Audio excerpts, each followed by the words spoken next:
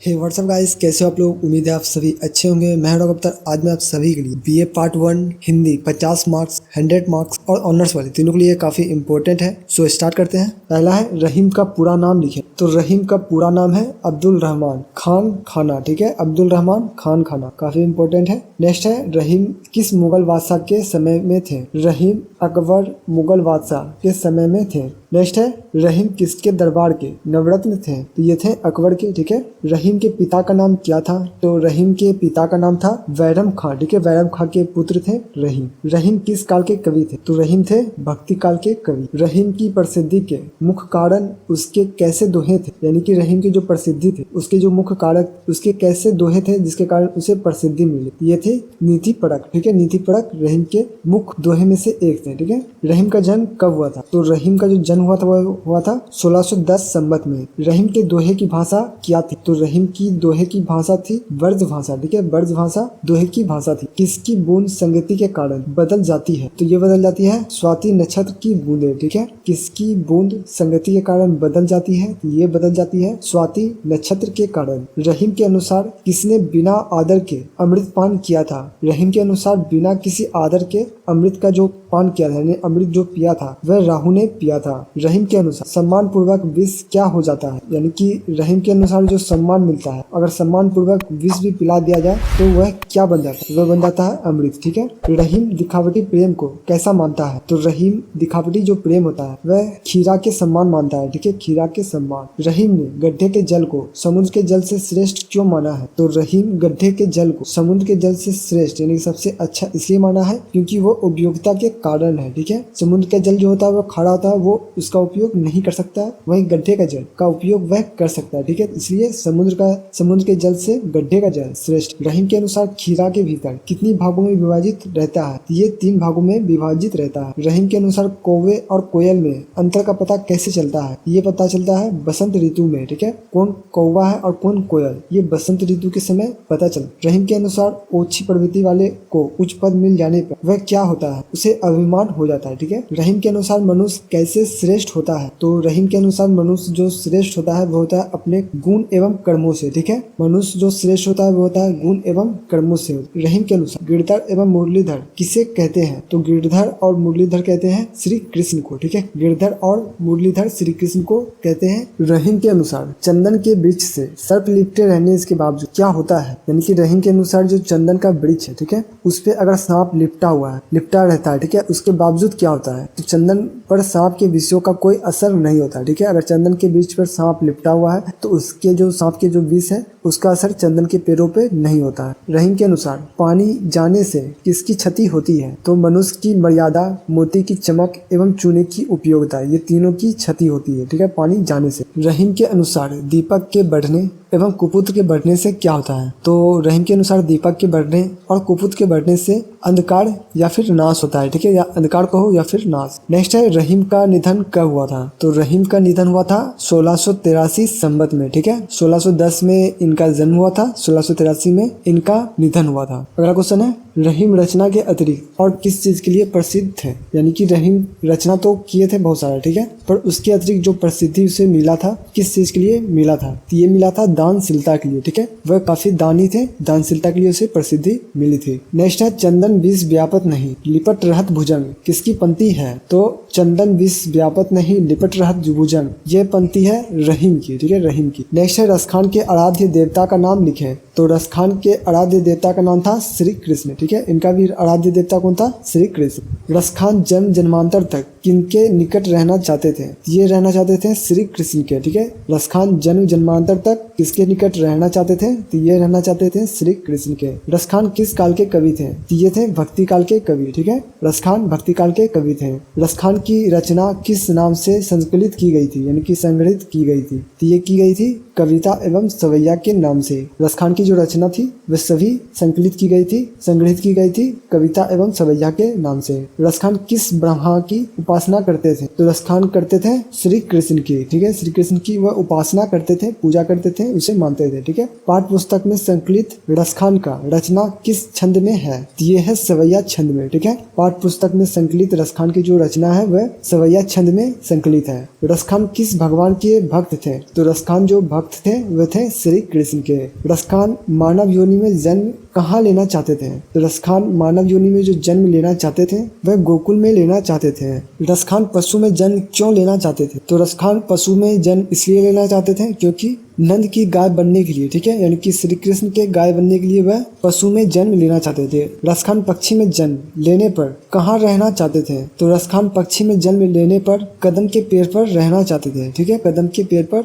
वह रहना चाहते थे। रसखान किस पर तीनों लोग त्यागने के लिए तत्पर थे? यानी कि रसखान किस पर, ऐसा कौन सा व्यक्ति थे जिस पर तीनों लोग का अगर सुख उसे दे दिया जाए तो भी उसे त्यागने के लिए तत्पर थे, छोड़ने के लिए तत्पर थे? तो ये थे श्री कृष्ण के लटकू कमरिया पर, ठीक है। रसखान आठों सिद्धि तथा नवो निधि का सुख क्यों त्यागना चाहते थे? तो रसखान आठों सिद्धि नवो निधि का सुख इसलिए त्यागना चाहते थे क्योंकि श्री कृष्ण के गाय चराने के लिए, ठीक है, श्री कृष्ण के गाय चराने के लिए आठों सिद्धि नवो निधि की सुख को वह त्यागना चाहते थे। रसखान अपनी आंखों से क्या देखना चाहते थे? तो रसखान अपनी आंखों से देखना चाहते थे ब्रज के वन तथा तालाब, ठीक है, ब्रज के वन तथा तालाब। श्री कृष्ण के हाथ में रोटी लेकर कौन भागता है? तो श्री कृष्ण के हाथ से रोटी लेकर भागता है कौवा, ठीक है, कौवा। गोपियां स्वांग करने में क्या अपनाना नहीं चाहती है? ये श्री कृष्ण की बांसुरी, ठीक है, गोपियां स्वांग करने में क्या अपनाना नहीं चाहती है? श्री कृष्ण की बांसुरी। रसखान के श्री कृष्ण का ध्यान कौन कौन लगाते हैं? तो रसखान के श्री कृष्ण का ध्यान लगाते हैं शेषनाग, शंकर, गणेश इत्यादि, ठीक है, शेषनाग, शंकर, गणेश आदि। रसखान के श्री कृष्ण को कौन और किस लिए नचाती है? तो रसखान के श्री कृष्ण को कौन और किसके लिए नचाती है? तो ये नचाती है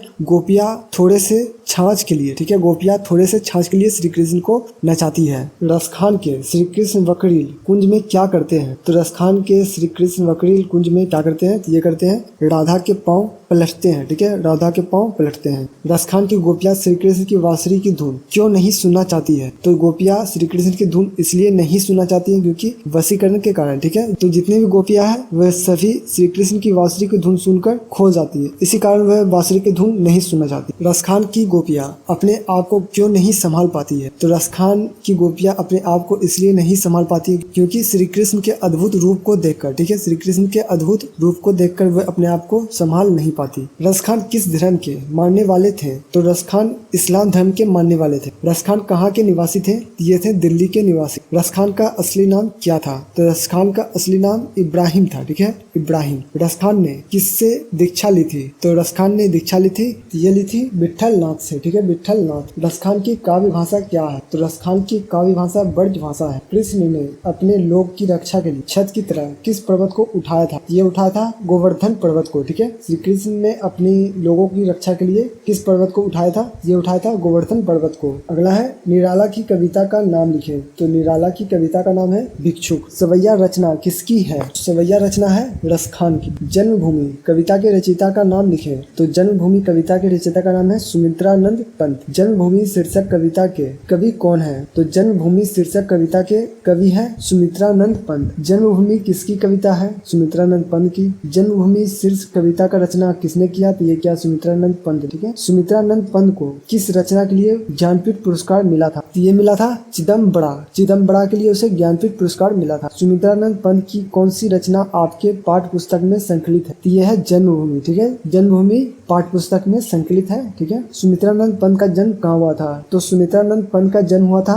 कौसानी अल्मोड़ा में, ठीक है, कौसानी अल्मोड़ा में। सुमित्रानंद पंत का जन्म कब हुआ? तो सुमित्रानंद पंत का जन्म हुआ था 20 मई 1900 ईस्वी में, ठीक है, 20 मई 1900 ईस्वी। कवि पंत का पूरा नाम क्या है? तो कवि पंत का नाम पूरा नाम है सुमित्रानंद पंत, ठीक है, सुमित्रानंद पंत। सुमित्रानंद पंत किस वाद की कवि है? तो यह है छायावाद, ठीक है, छायावाद की कवि है सुमित्रानंद पंत। जननी और जन्मभूमि किससे महान है? तो जननी और जन्मभूमि महान है स्वर्ग से, ठीक है, जननी और जन्मभूमि स्वर्ग से महान है। भारत का ललाट क्या है? तो भारत का ललाट है हिमालय। भगवान राम और श्री कृष्ण की कर्म स्थलीय जन्मभूमि कहाँ है? तो भगवान भगवान राम और श्री कृष्ण की कर्मभूमि जन्मस्थलीय भारत है। श्रद्धा और आस्था का केंद्र कौन नदी है? तो श्रद्धा और आस्था का केंद्र जो है वह है गंगा यमुना, ठीक है, गंगा और यमुना। धारा को स्वर्ग क्यों कहा गया है? तो धारा को स्वर्ग इसलिए कहा गया था क्योंकि स्वर्ग सुख दैनी के कारण, ठीक है, स्वर्ग सुख दैनी के कारण धारा को स्वर्ग कहा गया। नेक्स्ट है तपोवन को क्या माना गया है? तो तपोवन को माना गया है शांति निकेतन, ठीक है, शांति निकेतन तपोवन को माना गया है। ऋषि मुनियों की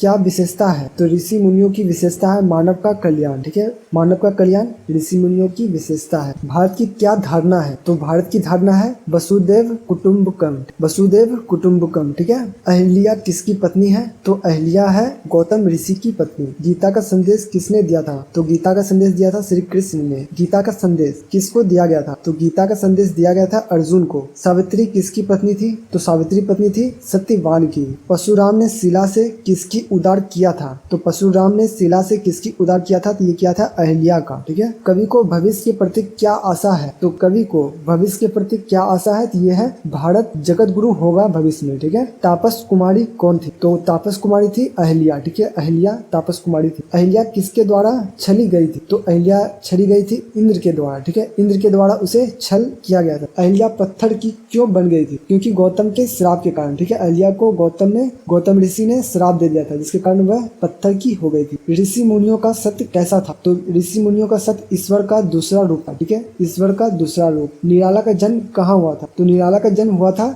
मेदिनीपुर महिषादल में, ठीक है, मेदिनीपुर महिषादल। भिक्षुक कवि के रचयिता कौन है? तो भिक्षुक कवि के रचयिता है सूर्यकांत त्रिपाठी निराला। बिहार राजभाषा परिषद के प्रथम संचालक कौन थे? ये थे शिव पूजन सहाय, ठीक है, बिहार राजभाषा परिषद के प्रथम संचालक कौन थे? ये थे शिव पूजन सहाय। क्या निबंध और कहानी में अंतर है? तो हाँ, निबंध और कहानी में अंतर है। तुलसीदास के आराध्य देव कौन है? तो तुलसीदास के आराध्य देव है राम, ठीक है, श्री राम। तुलसीदास किस शाख के कवि हैं? तो तुलसीदास राम भक्ति शाख के कवि हैं। मैथिल कोकिल किसे कहते हैं? तो मैथिल कोकिल कहते हैं विद्यापति को, ठीक है, विद्यापति को। उन्नति शब्द का विलोम क्या होगा? उन्नति शब्द का जो विलोम होगा यानी उल्टा होगा वो होगा अवनति, ठीक है, अवनति। जो बहुत कम बोलता हो उसके लिए शब्द क्या होगा? तो उसके लिए शब्द होगा मितभाषी, ठीक है, जो बहुत कम बोलता हो के लिए शब्द होगा मितभाषी। समुद्र का पर्यायवाची शब्द बताएं। तो समुद्र का जो पर्यायवाची शब्द होगा वो होगा सागर। नदी का पर्यायवाची शब्द लिखें। तो नदी का पर्यायवाची शब्द होगा सरिता, ठीक है, सरिता नदी का पर्यायवाची शब्द है। तो गाइस आज के लिए इतना ही। उम्मीद है आपको वीडियो पसंद आया होगा।